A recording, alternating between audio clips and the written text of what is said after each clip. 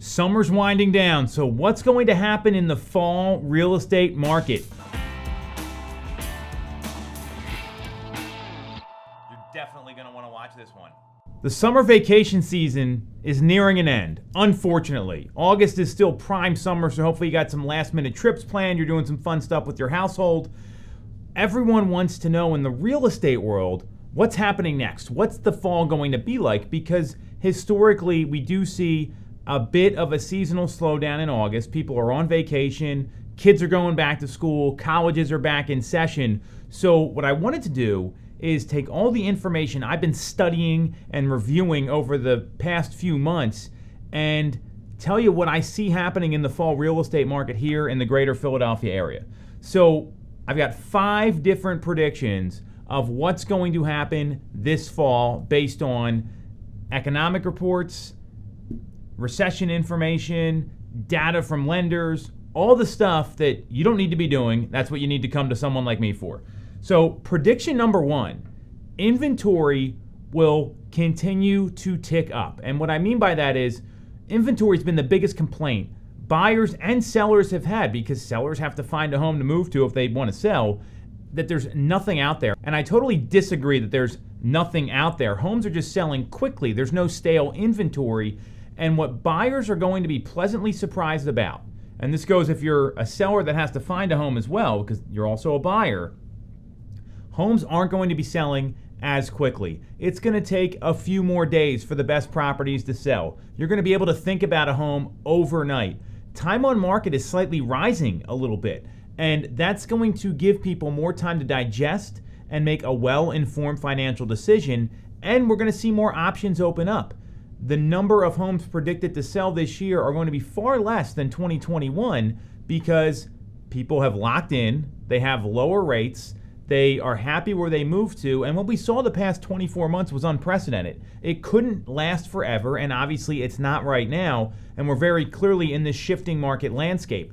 Danielle Hale, the chief economist of Realtor.com, is a firm believer that buyers are going to be pleasantly surprised by the options out there.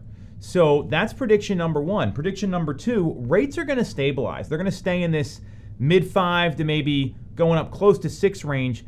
Lawrence Yun, the chief economist of NAR, believes that we might have seen the highest rates. After the last Fed meeting, rates went down. Now they've come back up a little bit. They're still in the mid-5s as of today.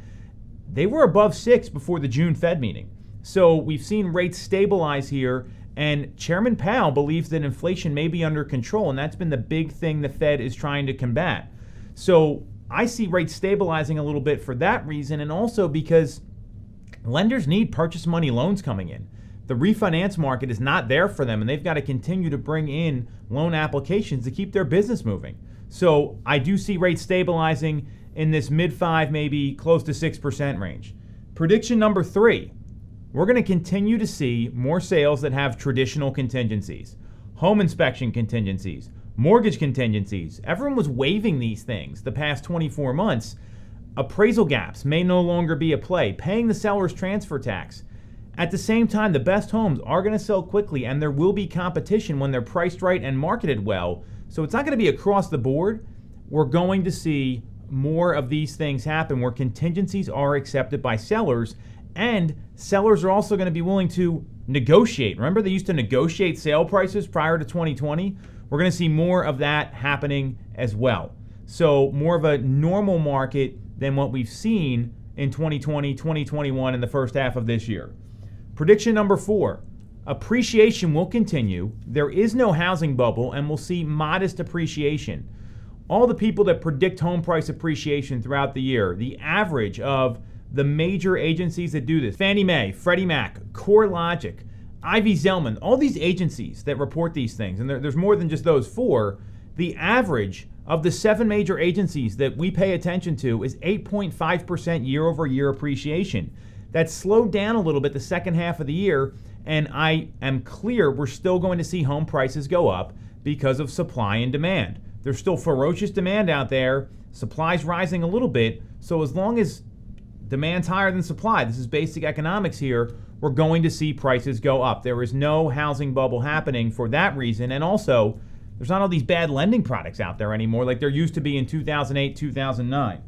And the 5th one, is that activity on homes that are priced right and show well will continue to be ferocious. That 20-year home, the home on the perfect block, the property that people want to age in, grow their family in, that's the toughest competition right now. And the people that don't want to move for a long time, they're seeing 5.5% rates and pretty happy with that because historically they're very low.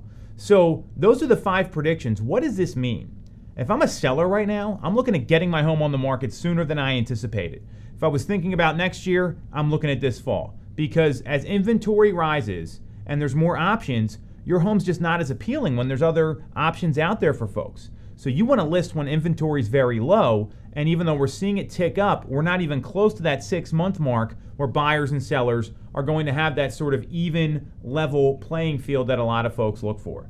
So if I'm a seller, I'm looking at accelerating my time frame, knowing that inventory is going to bubble up a little bit. Maybe I can find something, or I just get into a place where I'm going to go temporarily until I find the right home that's going to work for me. And if I'm a buyer, I'm not missing on this window of opportunity. I wouldn't wait to the fall. If you're a buyer, I'd be out there looking every single day no matter what, because there's going to be times when you can out-hustle the market a little bit. Sellers are willing to accept offers a little quicker than they have been. We're seeing less offer deadlines in place. Time on market's going up a little bit. There are opportunities for buyers out there right now. You've just got to be scouring the market constantly and finding an agent that's going to do that with you. So both sellers and buyers need to be hyper informed about the market. You may not need to act as quickly. However, if you see something you want or you see an opportunity to make a deal that's going to work for you if you're a seller, I would not let time be the enemy. So that's what I see happening this fall. Any questions about that, you know where to get us.